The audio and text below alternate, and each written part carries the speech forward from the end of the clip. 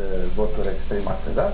Candidatul PSD-ului nu reușește să ia 50+1, candidatul PD-ului nu reușește să ia 50+1, candidatul PNL-ului nu reușește să ia 50+1, dar pentru că au câștigat 50+1 2 la Senat. Haide, nu mă termin pe mine și pe mă poate. Colegii din județ, candidatul PSD-ului pe Pitești a ieșit din joc, a venit al doilea la numărătoare, care era doctorul Cintezu de la PD, care, repet, asta este uimirea mea cea mai mare. Nu știu că s-a furat, nu s-a furat, s-a plătit, s-a plătit, ci oameni care au câștigat fără să facă niciun fel de campanie. Pentru că la mine au venit unii, știți, post-război, n-ai făcut campania cum trebuie, ai făcut așa, sau n-ai făcut așa, sau nu.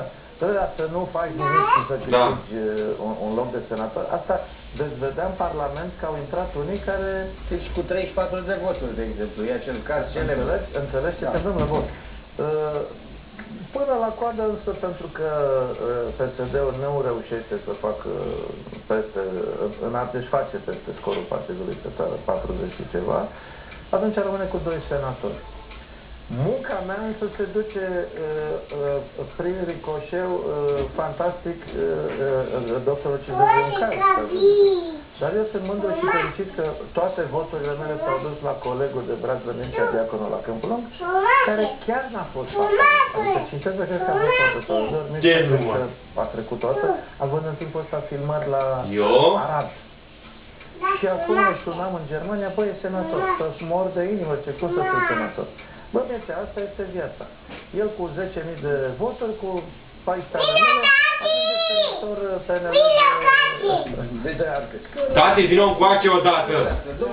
Te cheamă copilul. În Gorj, Bătălia, că noastră felicitări ați reușit cu 50% plus 50 cât ați avut? 52%. Ați luat în prima, fără emoții, însă înțeleg că bătălia a fost aprigă.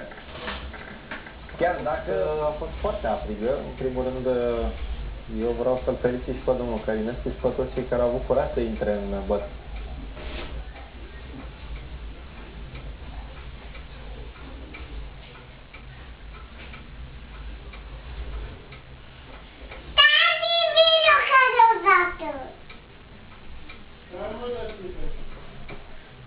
Dar vină mă odată, mă, stăm și te așteptăm. Ce dată rău ai, mă? Bine, tati, în casă! O dată. Ce, mă? Hai, mă, mai piepte mult pe nenea. Hai să dăm Bobo la față, hai! Bobo! Bobo! Vine cu mine! Vine cu mine! Hai, hai,